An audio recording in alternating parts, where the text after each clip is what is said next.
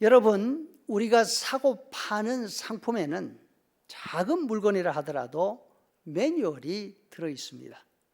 사용하기 전에 매뉴얼을 꼼꼼하게 읽어두면 그 제품이 가진 성능을 제대로 알고 사용할 수가 있습니다. 하지만 대부분 사람들은 매뉴얼이 있는지조차 알지 못하고 일단 스위치부터 켜고 봅니다. 그러다가 기계가 자기가 생각하는 대로 작동하지 않으면 뒤집어 보기도 하고 세워 보기도 합니다. 심지어 두드리는 사람들도 있습니다. 이게 벌써부터 고장이 났나, 왜 이러지? 합니다. 처음부터 매뉴얼을 꺼내서 천천히 읽어보고 그 기계의 성능과 그 기계의 용도를 잘 파악했으면 기계가 마치 맞는 기계인 것처럼 지나친 기대를 하지 않고 그 용도에 맞도록 사용할 수 있었을 것입니다.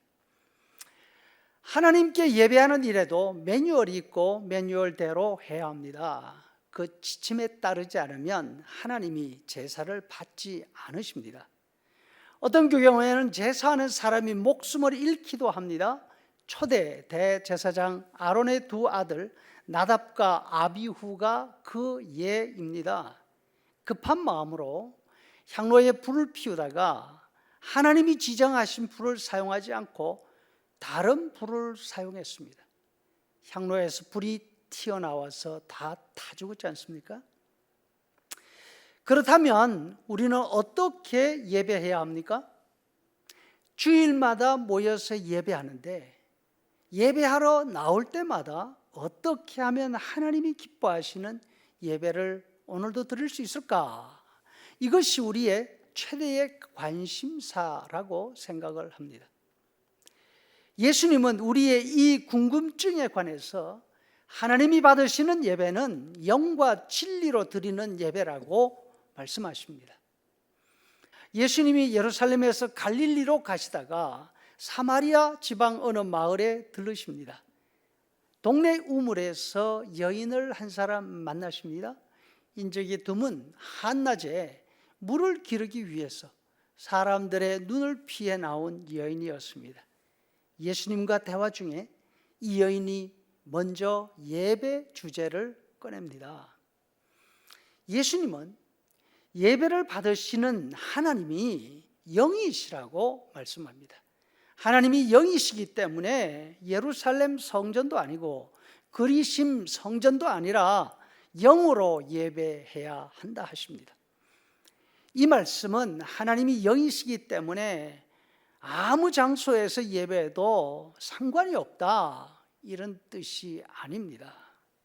하나님은 영이시기 때문에 사람들이 생각하는 중요한 장소, 그 장소에 제한을 받지 않으신다는 말씀입니다. 예루살렘 사람들은 그리심산이 아니라 예루살렘에서 제사해야 된다고 생각했습니다. 반면 사마리아 사람들은 예루살렘이 아니라 그리심산 성전에서 예배해야 된다고 생각했습니다. 둘 다 신학적으로, 역사적으로 타당한 이유를 얼마든지 제시할 수 있었습니다. 그러나 중요한 것은 사마리아 사람들도 예루살렘 사람들도 자신들이 주장하는 만큼 하나님께 대한 관심이 많지 않았습니다. 유대인들은 다윗의 유언과 솔로몬의 전통을 따라 예루살렘 성전이 바른 예배 장소라고 주장했지 않습니까?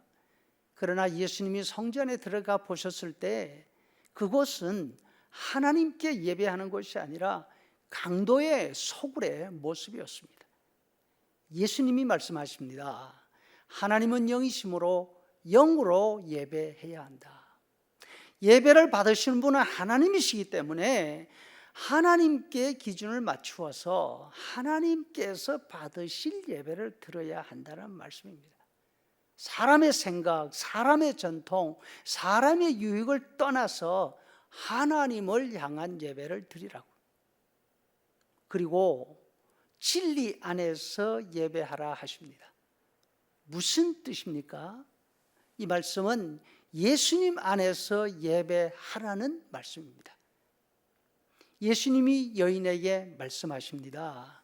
21절 말씀, 여자여 내 말을 믿어라. 그런데 참 죄송한 말씀입니다. 우리말로 된 모든 번역이 내 말을 믿어라로 되어 있는데 완전한 오역입니다. 이 말씀의 원래 뜻은 내 말을 믿으라가 아니라 나를 믿으라입니다. 예수님이 진리이십니다. 세상에 있는 단 하나의 진리를 말하라고 한다면 예수님이 메시아시다, 예수님이 구원자시라는 이 한마디입니다. 예수님이 나의 유일한 구원자이시고 예수님이 십자가에 달려 죽으심으로 죄에서 나를 구원하셨다고 믿는 믿음 안에서 하는 예배가 참 예배입니다.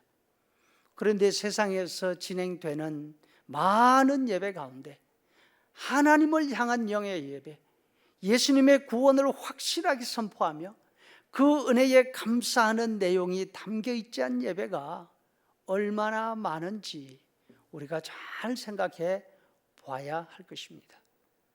우리가 자주 생각해 보듯이 요한계시록에서 요한이 본 천국의 예배는 보좌에 앉으신 하나님과 그 앞에 계시는 죽임당한 어린 양을 향한 노래, 찬양이 아닙니까?